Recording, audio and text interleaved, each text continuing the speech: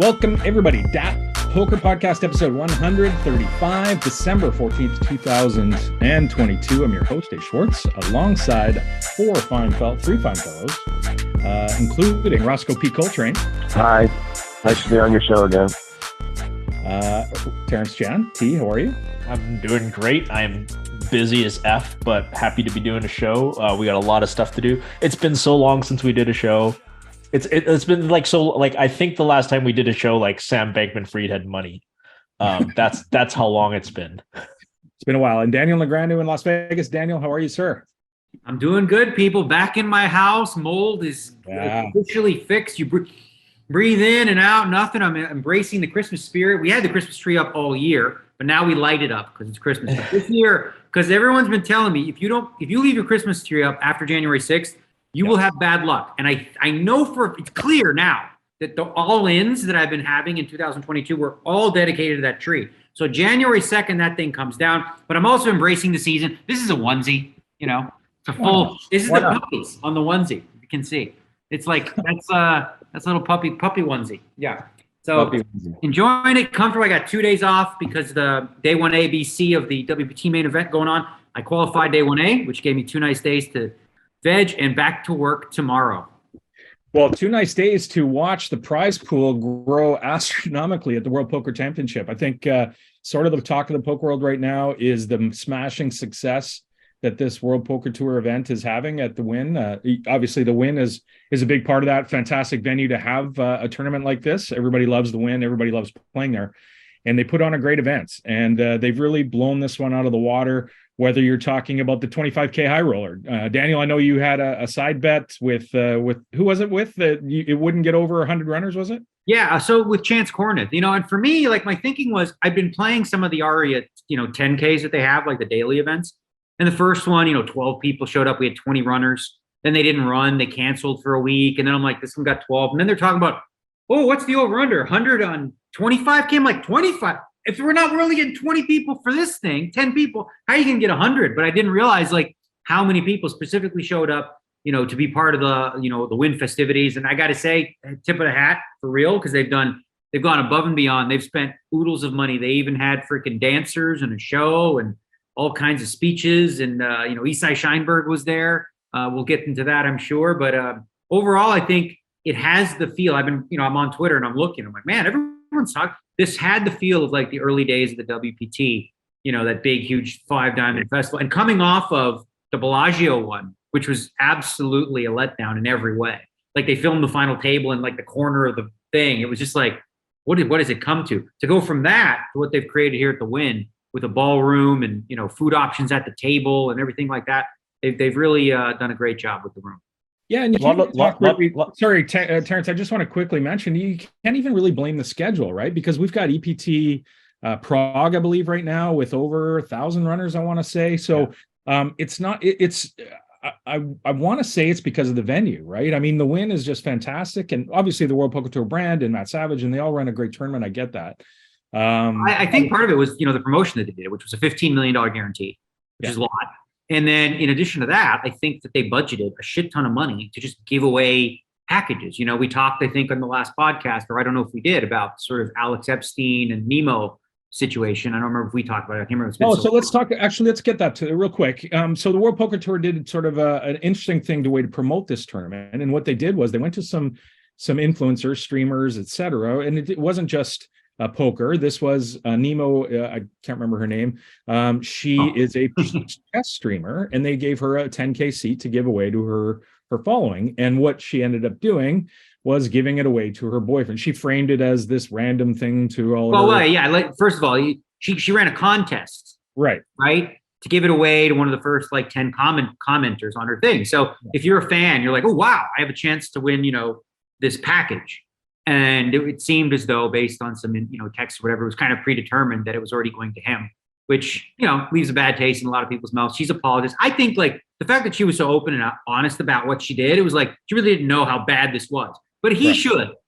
He's a poker player. He's a high-stakes guy. He's like, bro, this is a really bad look to do a giveaway when it's going to you, Yeah, that was. And how he did it, sorry to interrupt real quick, but how he did it was she said the first 10 commentators, right? So he commented on the video before it released as one of the first 10. Because you had to say the secret phrase, right? Like, right, but he commented like hi or whatever, and then he was in one of the top 10, and they just edited the tweet. Right. They put the phrase in there, and then he's in one of the top 10. And she's like, "Oh, random thing, I'll pick him." So so there was a lot of controversy over how they did it, but the fact is they did, and I think that was part of the big reason why we had so many runners, because they ran tons of qualifiers through their sites, and they also gave away, felt like, hundreds of seats to streamers. Every day I'm seeing a new person giving away a 10K package seat or something like that. It goes a long way, right? Those influencers, it's the new marketing, and it's a fantastic idea what they did, and it also softens the prize pool or the player pool, right? For people to come in. Not to mention the guarantee. I think we're over 25 million now in the prize pool. We're probably approaching 30 million. So this is like what, 50% of the main event now? It's getting closer. Yeah, it definitely has main event type feel. Like a lot of people are having that vibe about it. And then, like I said, if you guys are not there, but you see, like, it's been a while since we've had a ballroom for a WPT event, in Vegas. They've just been sort of in the back room of the poker room or whatever. We used to have the Fontana Lounge at Bellagio, which was fantastic. But it's really, they spared no expense. It seems like they've got a nice set up top for cash games and final tables, and they've got banners up. They've got the Mike Sexton Cup, which is obviously, like the Stanley Cup of the WPT in terms of, winners' names on the thing and stuff like that. And it's a very high end, again, like you said, like the venue. And I've said for a long time, I think the Wynn, even before I actually was the ambassador there originally when it opened. But since then, I mean, I toot its horn because the Wynn is probably one of the nicest properties, nicest, most enjoyable place to play poker for me outside of the Poker Go studio, which is just like perfect. It's, poker heaven. But of course, as far as like a regular casino, the Wynn's right up there. Terrence, sorry, I didn't mean to interrupt you like 5 minutes ago. No, I was pretty much going to say exactly that. I think I was about to talk about the influence that the social media buzz had on there, and that's you guys covered it all there. So I just sit back, shut the fuck up. I do think Nemo deserves. I mean, I do think we can put the lion's share of the blame on Thallo for this one, but Nemo can't be without fault, because first of all, like, sure, she's not in the chess world, but the obvious optics of I'm going to run a draw and then just give it away. And then she even says, like, my poker coach, this is the person I'm going to decide to give it to. And then, it kind of comes out that they're in more of a relationship than just coach student, that they're most likely in a romantic relationship. The optics of that, you have to have some awareness around you, but it's totally off topic. I mean, that feels like old news already. But yeah, it's cool. It does go to show when you slap a guarantee on things, and you put in a bunch of people who, like you said, Adam, softened the prize pool by kind of putting randoms in it. The last time we saw this that I can remember was the PSPC was 3 years back, where a bunch of 25K seats were given away to essentially just almost completely random people. And then you start to see how the value hunting players, the pros, start to go there and say, like, well, if they're going to put in 100 people who have like a 70% ROI in there, like, maybe I should get in there. It makes a big difference. One more thing I want to add about there, because it's so nice, is they have a champions lounge. Oh, did you see this? It's so fucking funny. So this guy, when I signed up, because I'm a VIP, I've won, WPTs before. He's like, "What's your name?" I say, "Daniel." He says, "What's your last name?" I say, "Negreanu." And he prints out a card, and it says, "Daniel, Niedgrano." And so I have that now. That's my new pass, my new thing. But anyway, that's besides the point. The point is, so this is a lounge specifically for previous champions and for qualifiers. So Phil Hellmuth is not allowed in. They were needling him about it, like, because he, whatever. And inside this lounge, I will say, there's a pool table, a foosball table, shuffleboard. There's Pop-A-Shot basketball. You've got Miss Pac-Man, old arcades. You've got NBA Showtime, NFL Blitz. You've got beanbag chairs. You've got plenty of tables. There's free coffee, free drinks. And, they bring food too during the dinner break. And they had like this donut display and stuff like that. So they really, like I said, spared no expense and made, the qualifiers feel really appreciated, I'm sure. And then, those that are World Poker Tour champions, are also able. So you see like Hellmuth on the outside looking in going, "But do you know who I am?" You can't get in because, you got to have one. But yeah, really nice touch. And again, like I said, they spent a shit ton of money because I know the win ain't cheap. And like just having free coffee and that up all day, that, that alone is like, holy shit, they spent a good chunk of money on this. Okay, so let's go back to the 25K. Some interesting stuff there we can talk about. It was won by Ethan Yau, who's a very popular YouTuber known as Rampage, a fantastic YouTube channel, by the way. If you haven't seen Rampage, he is a high stakes cash game player. I mean, he looks like every other Asian guy, according to Daniel, because I seem to remember a WSOP blog. Daniel just walking up to some random Asian guy and go, "You're a Rampage. I know you." I almost tweeted this, but I was like, all right, the joke's old. I was going to tweet when Rampage won. I was going to tweet, "Congrats at Sublime." That's good. Win, right? Which is Joseph Chong, who said that happens anytime an Asian guy with glasses wins.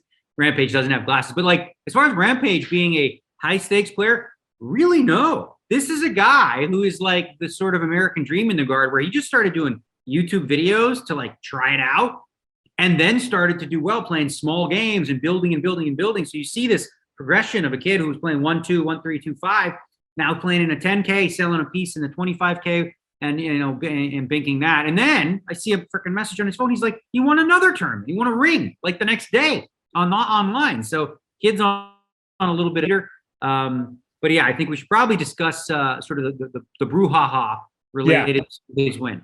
So let's set that up. He sold some piece of his 25K on a staking site. It doesn't need to be named, but he sold it on a staking site to some of his fans, right? And this is a re-entry event. So he plays the first bullet that people bought pieces of. And this is casual. You got to remember, this isn't Daniel selling pieces to, or not pieces of yourself, but Daniel buying pieces of high stakes players or whoever back in, that's a sort of a sophisticated thing. These are random people who want to buy $50 worth of Rampage because they follow him on YouTube and want to have a sweat. So they're not sophisticated. They don't totally understand the whole thing. They buy some of his some of his action of bullet one in this event. He busts bullet one, re-entry event. He decides to buy in a second bullet, and then of course goes on to win it. And on Reddit, I believe, is where he got some grief. People calling him a scammer or something like that, because he won on a second bullet. The people who busted, the first bullet were getting ripped off in somebody's mind. Obviously, they're not. But what Rampage did was he refunded all the people who bought pieces of his bullet one and 2x, I believe, some juice as well. So, obviously, it just seems like a nice guy, wanted to do something nice for the people who supported him, probably wanted to save some grief, maybe buying himself a little bit of peace and quiet. But I think at the end of the day, and, Sean Deeb and others took issue with this, at the end of the day, maybe he's setting a precedent here for himself, certainly, if he does go forward and continue to sell action and runs into this again. But for others as well. And I wanted to get your thoughts on this, guys. Terrence, why don't you kick us off here with sort of what you thought of his quote unquote nice gesture? Yeah, so going back to the original flack he got, I went on a search on the subreddit, the poker subreddit, where originally there was a thread that was, I think it was called "Shame on Rampage." This idea that I think the issue a lot of people took issue with was, I don't have the tweet right in front of me, but he kind of implied that he wasn't going to fire in the 25K at all if he didn't sell enough action. He said something like, if I sell, this thing's looking pretty good. If I sell enough action, then I'll play this 25K. And then he sells enough action. First bullet doesn't go well, as often happens. And then he says, just YOLO, I'm just going to buy in another 25K. And so a lot of people looked at that and said, well, wait a second. Like you said, you weren't even going to play the first bullet unless you sold some action. So you went to us as investors and say like, hey, help put me into this event. And then he just goes off and YOLOs it. And of course, naturally binks the second one. So from that's the only sort of issue that I think if you're one of the people who had a first bullet and it didn't go well for you, I think that's kind of the only thing that you could maybe take issue about, is if he sort of represented the idea that I can't afford to play this event, but I'd really like to, and then he goes off and blasts again, even though he probably had 50 to 60%, maybe more of himself in that first bullet. I think he sold like 30 or 35%. I don't recall. The secondary issue of whether anybody is owed anything, a wooden nickel from a second buy-in? Obviously not, because when you're investing, it says very specifically first bullet. There's a lot of people out there who are mad about this. I saw some tweets that were like, oh, these guys, these high rollers, and as Daniel pointed out, this guy is not a high roller by any means. These guys, they just go in and they blast off on their first bullet, and they play like maniacs, and they ask people to invest them on it, and it's bullshit. Like you should be in for the whole thing. That's logistically, I think, very hard to do. I did see other people, like when they bust their first bullet, they can raise their second bullet online. But obviously that presents like logistical stuff. Like you have to bust out of the tournament. You have to put yourself on the staking site. People have to buy it fast enough. It's a little bit harder. I think getting to the issue, I don't have a problem with him, giving people the money back. Whether he should definitely not feel pressured to do that. I mean, he won on his second bullet. These things happened. He also had 100% of himself in the second bullet. I don't think he played any worse on his, he certainly didn't I don't imagine he played badly on his first bullet, because he had his own action on his first bullet. So why would he play badly in his first bullet? The only reason to do that is if you sold more than 100% of yourself, which the sites won't let you do. And then people like Sean Deeb and Doug Polk are saying, oh, this is just the worst thing because it makes people think that they're entitled to something, or it makes people think that they're, the bad president. I don't think so. I think if there's anything that's a tradition in people binking their first high stakes poker tournament, it's spending the money, blasting it off in general space, just doing whatever with it. Adam, you could probably tell the story of what your brother did the first time he binked a big tournament. I mean, the thing is, it's a story that's been told a million times. People bink their first tournament and they just do silly things with their money, and this is probably the least silly thing of the things he could do, is just to give people back their random 1% sweats. Who cares? This should not even be a story. Yeah, I think it should, because I think it's interesting. I think I understand sort of why they would see the precedent. I think the underlying issue here with the whole entire industry of staking is there's a lack of education and understanding of what's really happening. And I've experienced it myself when I've played in events, and, I've sold pieces on pocket fives, and people are like, hey, you won, but I didn't get my money. And I'm like, well, it was a second bullet, and you have to sort of go over that. And I know Josh Area has had to deal with that a lot, and it doesn't help. Like I saw one of the tweets and they deleted it since, but I had it here from Stake Kings that said, congrats to Rampage for taking down the high roller for 894. If you missed out on the event, don't miss out on future packages. I'm like, they lost. Like, dude, it's like he won, everybody else lost. Right. So obviously, I don't think by any stretch of the imagination that he's beholden to these people at all on the first bullet. It's also nonsensical and ridiculous, the idea that someone would put up their own money to play poorly just because YOLO, because you did too, right? It's like, if he didn't free roll the first bullet, he put in his own money like everyone else does, right? So that's a silly notion. Having said that, until we sort of get this rectified, you almost wonder if it's worthwhile or would make sense for people who do sell for events like this to just play one bullet.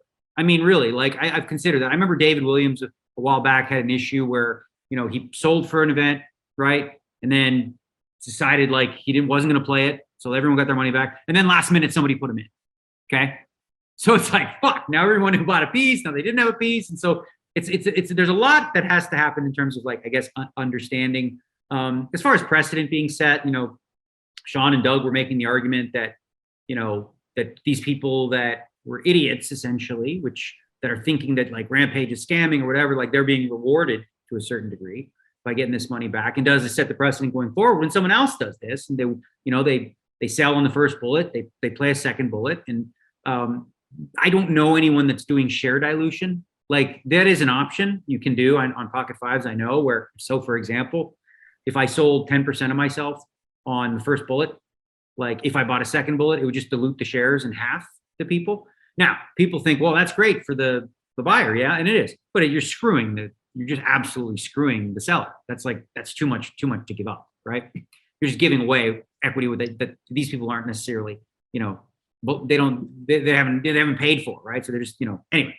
Could you potentially put up? I don't know if this is technically possible, but let's say it's a tournament where there's one buy-in and say maximum of 2 rebuys. Could you put up like a Daniel Bullet 1, Daniel Bullet 2, Daniel Bullet 3, and then the Bullet 2? And if you only play your first bullet, those Bullet 2 and Bullet 3 people just get their money back, and you sort of spell that out right away, and you guys have no action at all, no matter what Daniel does. That's certainly an idea of how to, because you brought up a good point. Like people who play one bullet, you can't sell the second bullet from between 1 and 2. There's no time, right? So you have to do it. I think Melanie Weisner did or something, because I saw Melanie Weisner saying like she busted, I'm going to sell a second bullet. I don't know how much action she would have got, because people have to be at their computers looking at Twitter and being. Well, also for this main, you do have time, because it's like 1A, 1B, 1C, and the way they set it up is you cannot rebuy. Essentially, you can play day 1A, you can play day 1B, or you can play day 1C, but you can't rebuy on any of those days. But if you do bust day 1A, you can play day 1B. But if you get through on day 1A, you can't. It's not best stack forward or anything like that. So I don't see a reason they couldn't do a Rampage Bullet 1, a Rampage Bullet 2. You could do that. You could do that in theory, but otherwise. But either way, like, listen, I think Rampage 2 is in a unique situation where he is, a YouTuber, right?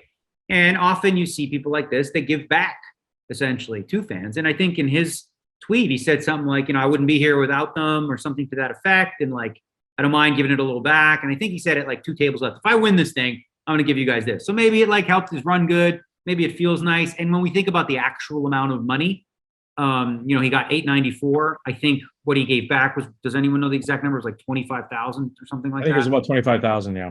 Yeah. So really it's like a drop in the bucket. And like you said, a drop in the bucket that could have went to a club and a bunch of bottles of Dom and some stupid shit there. But instead, he did a solid to those people who believed in him on that first bullet that got him to his second bullet. So listen, if he sleeps at night and he feels good about it, then it's great. Like this isn't like, I can't believe he would get any flack from anybody for making this decision. Like I can understand wholeheartedly why Doug and Sean thinks this could be a problematic precedent if, someone's peer pressured from the internet idiots to do this. But I really don't think that's what happened here. I mean, sure, there was some Reddit stuff about Rampage being a scammer, but ultimately I think he did this because he felt like, you know what? I really do believe he's like, these people bought a piece of me. I feel bad about them losing since I won so much money. So I don't mind taking the worst of it. And I respect that.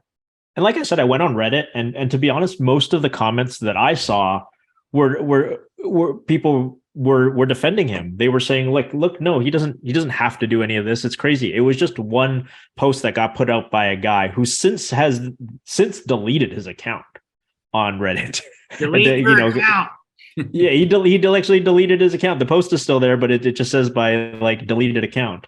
And so I don't think I think people who understand poker know that he didn't owe anything, and he just did a gesture. There are some people out there who just think like, this weird idea that I think they confuse a few things. Like they confuse a few things, like, when you went for player of the year and you really were just firing it in there, trying to build the stack. I think they confuse that with re-entry tournaments where, like I said, a guy's putting up his own money and that money is meaningful to him and he's actually trying to maximize the equity of that stack, but he happens to bust. They're confusing the two situations. The two situations have nothing to do with each other than the fact that it happens to be a re-entry tournament that they're happening in. Yeah, you're right. And that's the thing too. I see on my Twitter all the time, anyone like people like, the average Joe doesn't have a real deep understanding of rebuys and re-entry and what they mean and who the advantage is for and whatnot. Like, there's this old adage amongst low limit players. It's not fair that, Terrence can go all in every hand blind and build up a stack and play bad. It's not fair. I'm like, it's not fair. Why? Because he's literally punting. He's just giving you free equity and free money and a chance to double up. But, he has a better chance to actually win the tournament, but it costs him 10 buy-ins. You know what I mean? Like, would you rather, a good player sit down and plays a game from start one, or would you rather he's going all in blind every game? And again, that's just the nuance that a lot of people don't understand. Or for a lot of people, they conflate two different issues. They conflate one in terms of equity, what's fair monetarily, which obviously in this case, when someone does that, it's whatever. And they confuse that with, say, something like a world championship bracelet, right? Like you don't see in tennis a guy get to just like fire a bunch of extra serves and be like, oh, that one's out. Give me a mulligan. Give me a mulligan. I'll buy a mulligan. Like you can't, it's not the same, so but for a championship, you would expect, or you would want everyone on a level playing field. And there is, the argument that when you do have rebuys and reentries, and some players, typically pros, are more willing to do that and play poorly on their first few blows, it increases their chances to win bracelets and to win events. That part's true. Okay, that's undeniable. That part's a fact. Now, it comes at a financial cost to them for the glory. So I guess it depends what camp you're on in terms of what do you care about. Are you there for the money, or are you there for the history or for that sort of stuff? And if you are there for the history and stuff, this shit would bother you.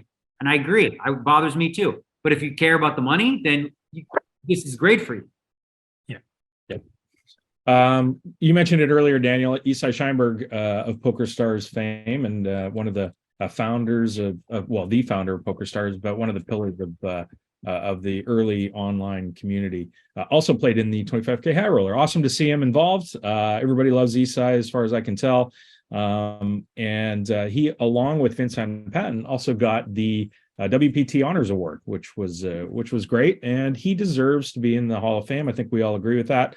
I think everybody agrees with that, except maybe the people who are running the Hall of Fame. I wanted to put this out there. Terrence, Daniel, Ross, in 3 years, if you had to bet yes or no that Isai will be in the Hall of Fame, would you bet yes or no? Terrence, what would you bet? I bet no, and I think they're a bunch of assholes if they don't. Yeah. All right. I will tell you flat out, all 10 of my votes, you can split your votes however you want, 3, 4, 2, 3, 3. All of my votes every year go to Isai. And he doesn't win. He doesn't even get a sniff. I'm actually disheartened, I guess is the word. I saw Garrett use that word a lot recently. I'm disheartened by the entire process of the Hall of Fame in terms of what it's become, because it's essentially become much like a Survivor Alliance type deal where, like your vote is wasted. So my votes on Isai are essentially wasted if I don't, I'll give him, what's the point? He's not going to win. So then the question is, who do you want to, who would you rather? You got to lobby. You got to lobby some of these guys. There's all these sort of groups and stuff like that. And listen, again, I have ideas about how I would fix the Hall of Fame. Right now, it's very difficult with just one entry going in per year.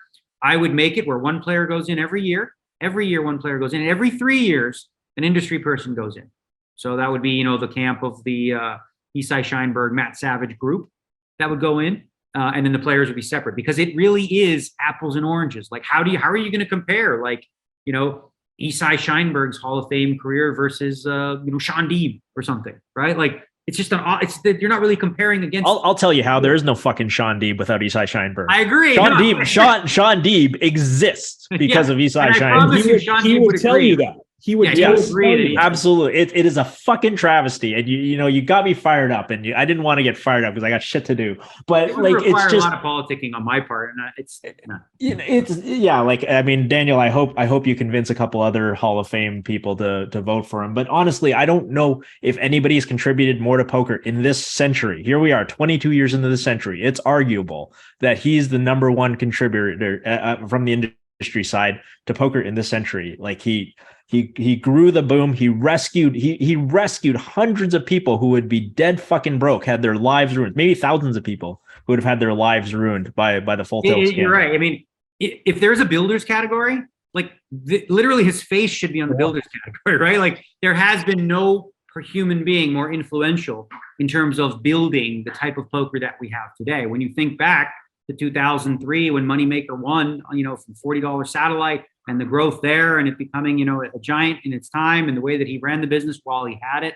And as you said, bailing out the players, like, he's one of the few figures in the industry side that is, usually they say this thing is like, if you either die a hero or live long enough to become the villain. He's never been the villain. He's just like, unless you were on Full Tilt, camp, because they're like, that's when the war was happening, the Coke versus Pepsi stuff. But, they didn't. They were like, oh, they were at odds. Him and Howard and Ray Bitar were like, yeah, okay. The only bad thing he ever did to the industry was get out of it. Yeah. Now right? He's not around. Yeah, exactly. But no, I agree with you. It's a tough sell. I think, so I didn't love when all the media members got to vote, and I also, now that I'm seeing, when it's just the Hall of Fame members, that's a very small group as well.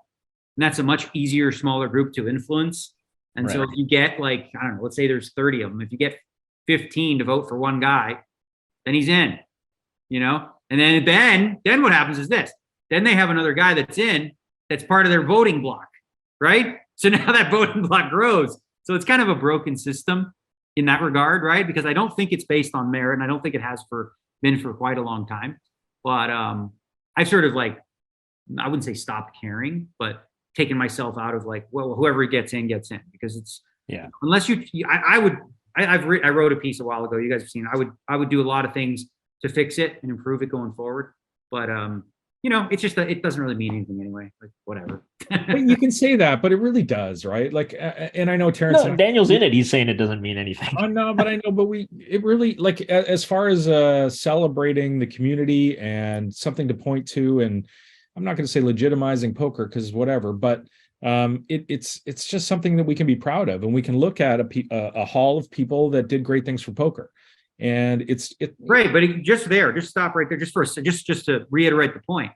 Did great things for poker. That's not even a thing, really. Like it's if the criteria, if you look at it, stood the test of time, respected by his peers, played high stakes, etc. And then it says, or did good things for poker, which is what you're bringing up. But a guy like Johnny Moss, by all intents and purposes, from everyone I heard, was an asshole. He was a nice guy, whatever. He didn't do good things, but like it didn't used to matter, right? It didn't used to matter if you're a fucking asshole. If you have the numbers and you have the respect and you have like the admiration of your peer, you get in. Now it's become a lot more sugar coated. Like, oh, this is a very nice person who did nice things. I'm like, okay, that's true, but they also aren't as qualified as this asshole who has been playing high stakes in Bobby's room for the last 20 years.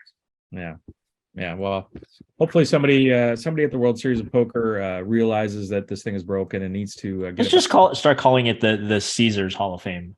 Yeah, how about we call it that? I agree. All right, moving on. Speaking of the World Series of Poker, the partial list of the events for the summer series of 2023 was released. This is how the World Series of Poker does it. They'll release some events and dates, and then as we go and get closer to build up excitement and anticipation, they'll release some more stuff. And they did release the main event, day 1A, 1B, 1C, 1D it's funny, right? Like before I opened this up, I went, okay, it's probably going to be July 3rd, 4th, 5th, 6th. Oh, look, it's July 3, 4, 5, 6. Like it's the same dates every year almost. And yeah, there's weekends moving around or whatever, but it is July 3, 4, 5, 6 for day 1A, 1B, 1C, and 1D. Some interesting stuff though. Obviously Bally's now is rebranded. It's the Horseshoe, Las Vegas.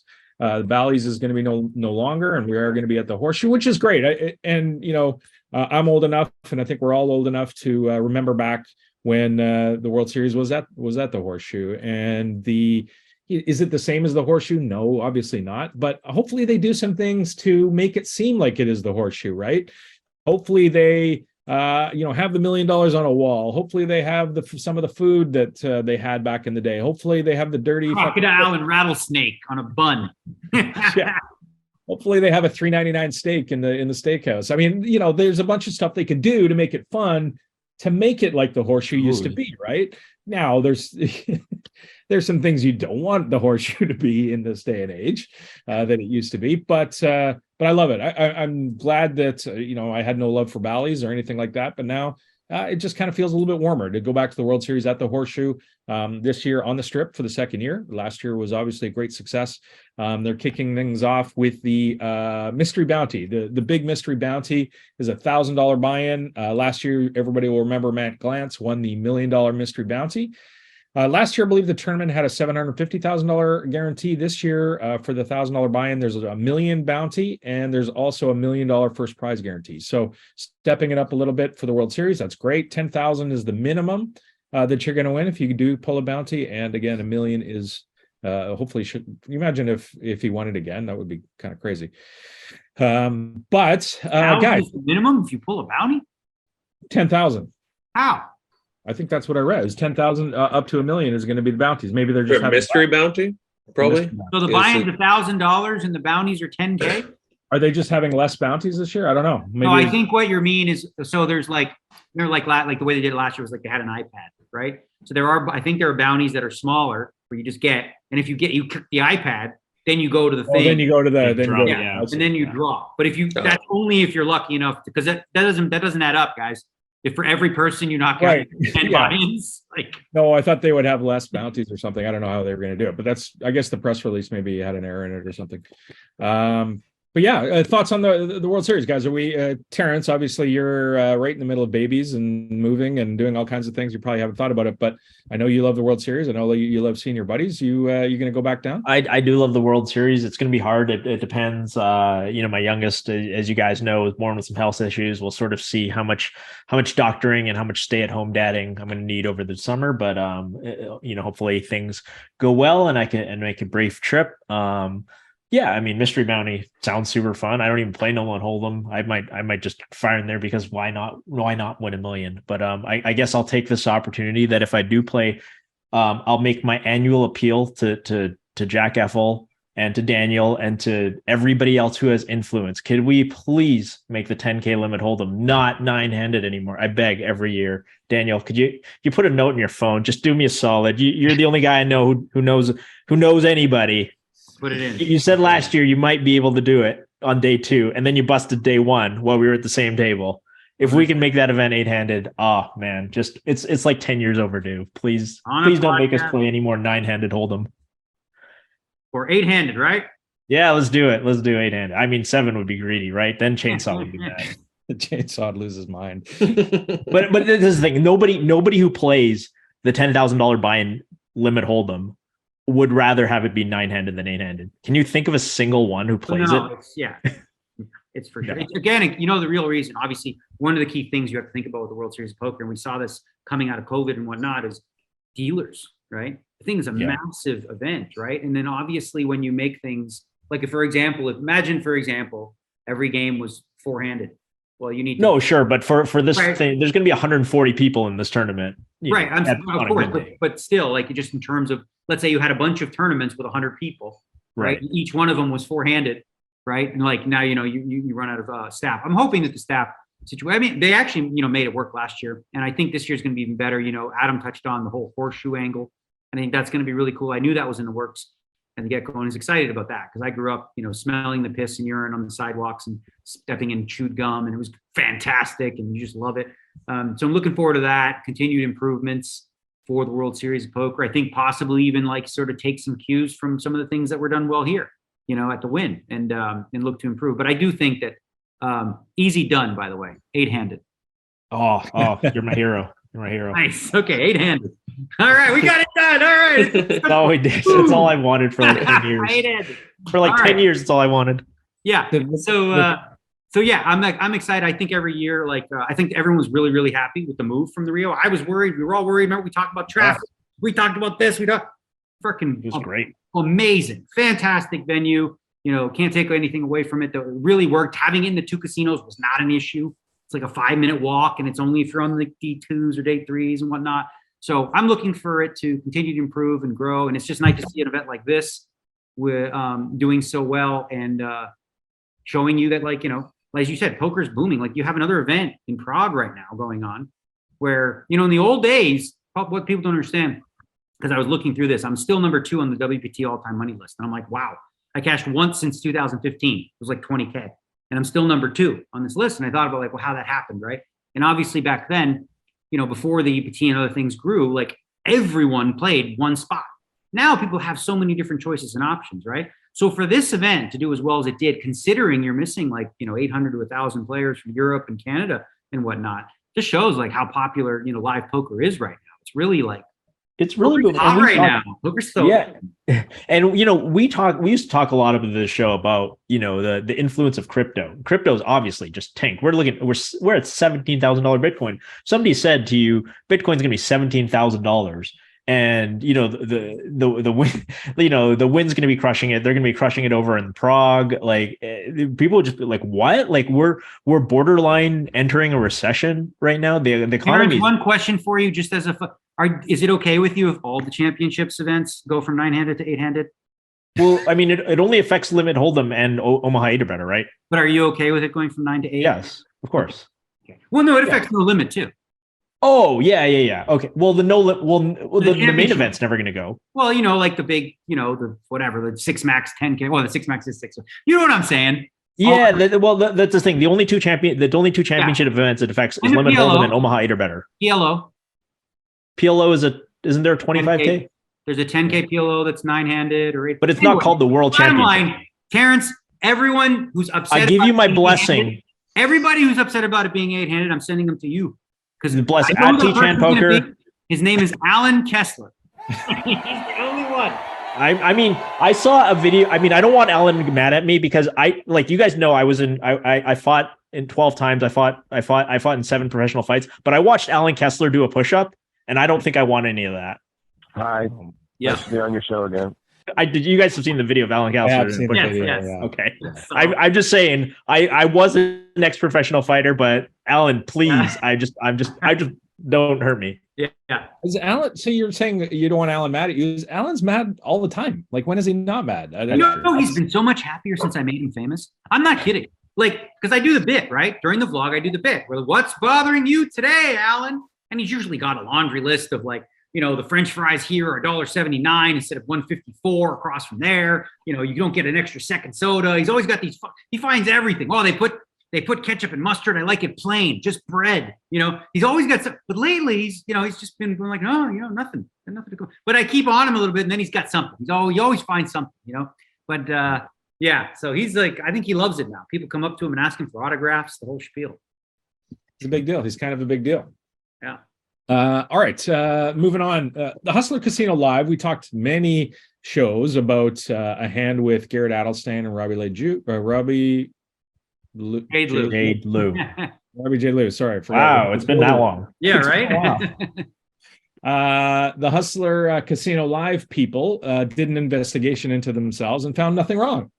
Which, yeah, no, I mean, no, they didn't do it. They had That's I know. I'm making fun, but they had a security company. They had a law firm, I believe, come in and do a complete inventory of their equipment and their processes, and it came out that there was no wrongdoing found in any of the hands that were played, including the one that was talked about for ad nauseum for a few months. So I don't know what to make of this. I haven't had a chance to kind of pour through everything yet. I know there's been some statements come out. Garrett saying that he's happy with what was found, and he no. Here's what he said. Okay? Thank you. Yeah, I'm happy. No. This guy didn't. Well, I'm paraphrasing a little bit, but I'm going to read it because it's like, Hustler, like you said, they released their big statement saying they found nothing. Garrett Adelstein said, I was heartened reading the details regarding several security measures HCL has implemented.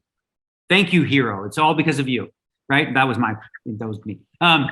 Security vulnerabilities are the existential threat that facing the poker live streams we all love, and thus these updates are a win for everyone in our industry. And then he said, I've surprised myself with the peace I've felt being away from all things in poker in recent months, but when I do decide to play again, I'm open to playing on HCL. So it's almost like we should be this tweet is like, oh, well, thank you so much for all the great you've done for poker. D. Colpoys and several others didn't appreciate this message. And I've been really surprised, having interacted with him several times, like how consistently tone deaf his tweets are, right? His tweets, there's nothing in this tweet that says, well, chapter closed. I apologize. Maybe I'll give the money back, that I took, like nothing. Instead, it's like almost not white knighting, but just like saying like, look, I did a great thing for poker because I accused this woman of cheating, and thus security measures are better, right? Without forgetting about the entire part about, you accuse this woman with no proof that you've provided at all, no proof they found. They investigated the shit out of it, and not a single shred of any remorse, right? Imagine, like we said before, imagine she's innocent, right? Which she proves to be. Look what you did to this woman. Well, on the bad side, you mocked her, but guess what you did do? You turned her into a massive celebrity, because now she goes to poker events, is invited to shows. People want autographs with her. They want pictures. They put, I'm innocent. He literally, by default, became the villain that's like hiding out, right? And now she's like forefront mainstream in the poker world, like, as a result of this. So like, I guess that's the blessing, is that, she seemed to embrace it and, has become like a figure in poker. But I'm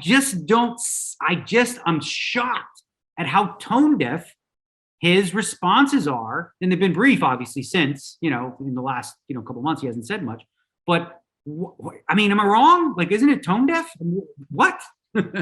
It's funny because like, it's so contradictory to sort of say like, hey, good job, guys. Good job, hustlers, on implementing these security measures. And absolutely no mention of the fact that the investigation, it didn't prove her innocent, because you can never prove somebody's innocence, but they looked real hard and they could not find any evidence. And it was a third party, a Bulletproof, a GLI company. It doesn't mean she didn't cheat. It doesn't mean that I didn't cheat last Tuesday in my home poker game. Doesn't mean that you didn't cheat, Daniel. Like, you can never prove somebody didn't cheat. Like, it's not. What it does say is this: if I said you cheated last week in a poker game and I have no proof, I'm the asshole. Even if you did, if I can't fucking prove it, I'm the asshole here, right? Yep. And I'm the one that owes you the apology for said, action. And if you're not even open to the idea that you might be wrong, it's this is what it is. Ultimately, I feel like, you're hitting on something. Sorry to interrupt you so quickly, but no. But this is what it is. It's that same thing where like people just don't want to be wrong, right? People need to be right, and admitting wrong is like, so you hang on to it way longer than you need to. And that's what this doubling and tripling down of his tweets feels like to me, rather than just come and be like, you know what, guys, I fucked up, which everyone would appreciate and accept. She would probably forgive him, I would imagine. But instead of that, he's sticking with this, I can't, because then I'll be wrong. And that breaks down who I am as a human being, or whatever the case may be. Well, and it also might make it would lead to the logical question. Okay, well, why don't you give the $130,000 back? That's the next logical question. If you admit that if he has any shred of doubt, because he knows this, he's a smart guy. He knows that if he says, okay, I accept these findings, I am still a little skeptical, but maybe I was wrong. Like, then you're saying, well, I'm just keeping this $130,000 anyway. And that makes you look like the bad guy. By doing that, you're not accepting the results of the investigation, which I was under the impression that was going to be the thing, right? Let's investigate it. Let's find out. Let's get to the bottom of it. And then if there's no wrongdoing, we'll get the money back, right? That's what it felt like would seem like the normal thing to happen. And if that's not happening, but he's saying, I'd be happy to come on the show. Some people are saying to the show is like, well, you guys should, on her behalf, if he's going to come back on the show, make sure he leaves 135 to start for her the next time she shows up, right? Now, on the other side of the coin, she gave him this money, right? It's his money. He doesn't have to give the money back, but she did give it to him, right? Like, she wasn't forced to. So that's the other, I'm just playing devil's advocate of like the other side. Like, she doesn't have to. What is the morally honorable thing to do at the end of this investigation where we found nothing? I mean, it's pretty clear to say, okay, well, listen, they did their work. They found nothing. What do you got, bro? Do you got something other than like these little weird clips of this and that, where maybe Prahlad is on this fucking thing? Oh, nobody should be allowed to 3-finger and 2-finger. You can't do this. You can't do this because it tells everybody, what they got, whatever. Like, he's gone down a fucking rabbit hole. But like, if you got something, bring it forward. If not, accept the results of the investigation and let's close this chapter in this book. And I don't think that there has been in the history of poker that's this stream, anything more examined than Robbi Liu playing poker on the stream. I don't think in the history of poker anybody's been studied more than her. So way too many smart people. Yeah. Fucking dissected the hands and nobody found shit. Nobody found nothing. Brody, after all this fucking time, all these people, everybody's eyeballs, all that info's out there. We found it all with Postel. We got nothing. So you got to drop it. You have her playing a bunch of weird hands in a bunch of weird ways, which she's always done. And everybody that you've ever played poker with her has said she plays hands in a really weird way. Yeah. Guess what? You're allowed to do that in poker. Yeah. It's just so far out. Like, it reminds me of the pot ripper thing, right? It's so many segments out of it's just a play you would never ever see in a high stakes game on television. So we have the magnifying of this hand. Has it happened before? 100%. Hands like this have happened before. Eric Person just lost like 400K with the Jack 4 off on a 10-9 deuce flop. It's funny. You talked about, making her a celebrity. I can't think, has there been in the last 20 years anybody who got a poker hand named after them in the last 20 years? No, this is it. Yeah. She's so famous. She's the only person in the last 20 years who got a poker hand named after her. Jack 4 offsuit. Everybody peels Jack 4 offsuit and they think I got the Robbi. Yeah. It's odd as this whole thing is, because at the beginning, you should if she's innocent, like I said, which, the investigation, showed that she is up to this point, or, now done. I'm trying to use all the lingo. But what was I going to say? Well, it doesn't matter. Go ahead.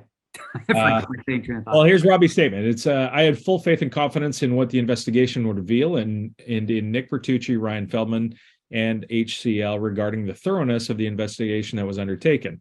As you can imagine, I'm relieved and looking forward to finally putting this behind me. I cannot stress enough how incredibly grateful I am to all of my supporters and friends worldwide who've stuck with me through this grueling process. You've all been part of my strength and I needed it most.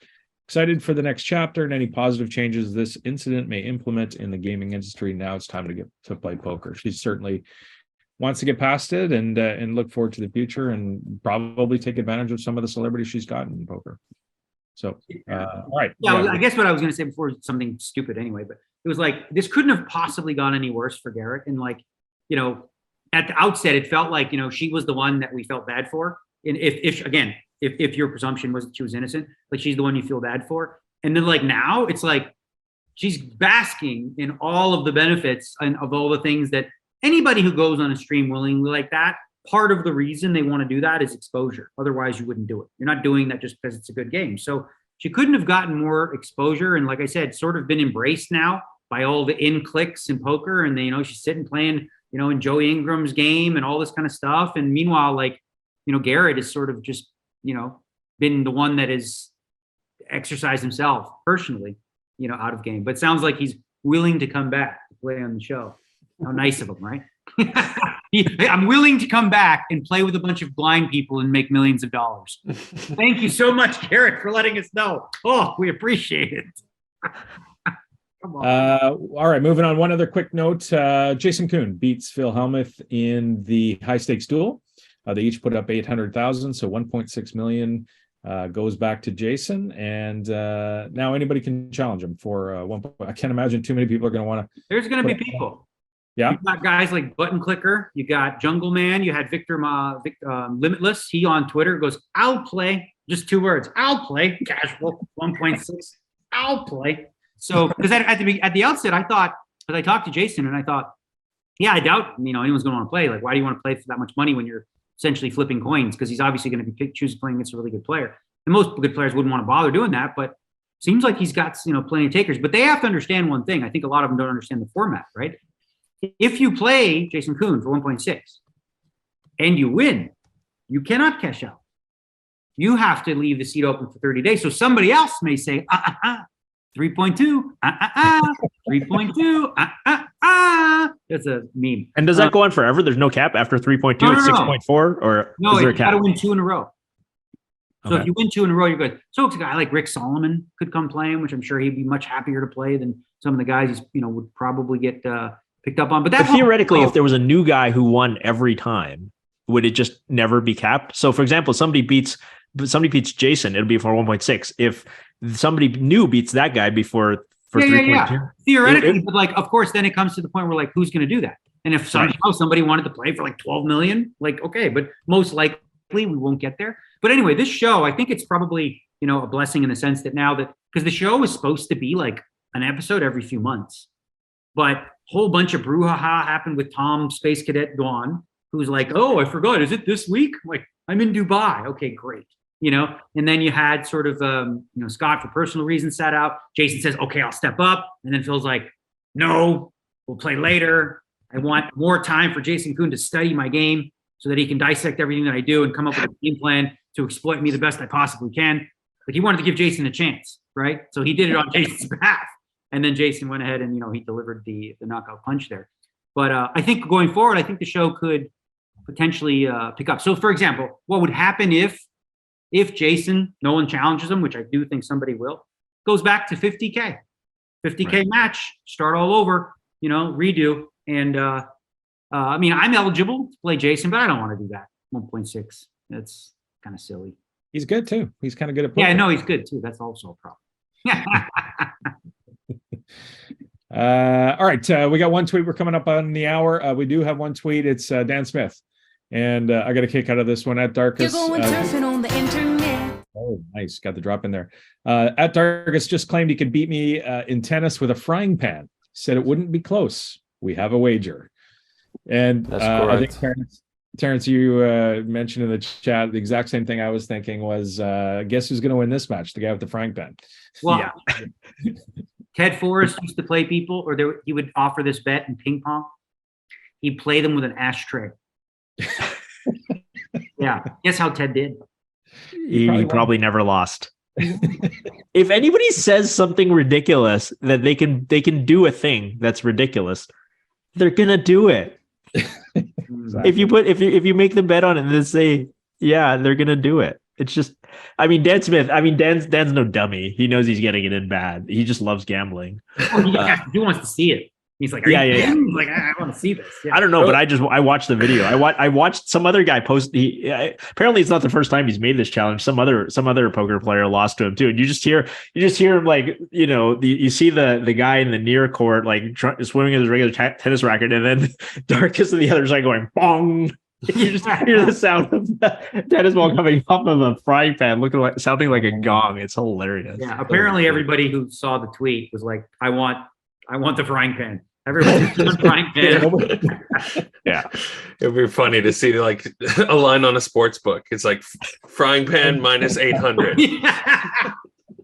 Yeah, if it opens any narrower than that, we know which side we're all slamming. I mean, I wonder if they had to specify which kind of frying pan, because it could be like a cast iron skillet, or it could be like a giant light Teflon. There's a lot of different kinds. Like a comedy frying pan, like a giant a wok. I don't think you can do it with a cast iron pan. Make him play with a wok. I would beat him with how are you gonna hit a fucking ball with a wok? I play with on the inside, on the concave on the inside. Yeah, you have to. If you get some spin, that would be good. Wok. Anybody wants to play me with a wok, I'll give it a shot. This is reminding me when you tried to fight Terry Edom when he had no hands. yeah, right. Real fair. Danny, if anybody takes you up on playing you with a wok, I want the wok. If anybody can take you up on it. It's true. We're putting it out there to the whole world, so I'll probably take the wok too. Bring it. All right, boys. Thanks to everybody out there for tuning in. Thanks to you guys for getting together. And we will talk to you soon. Bye. See you guys.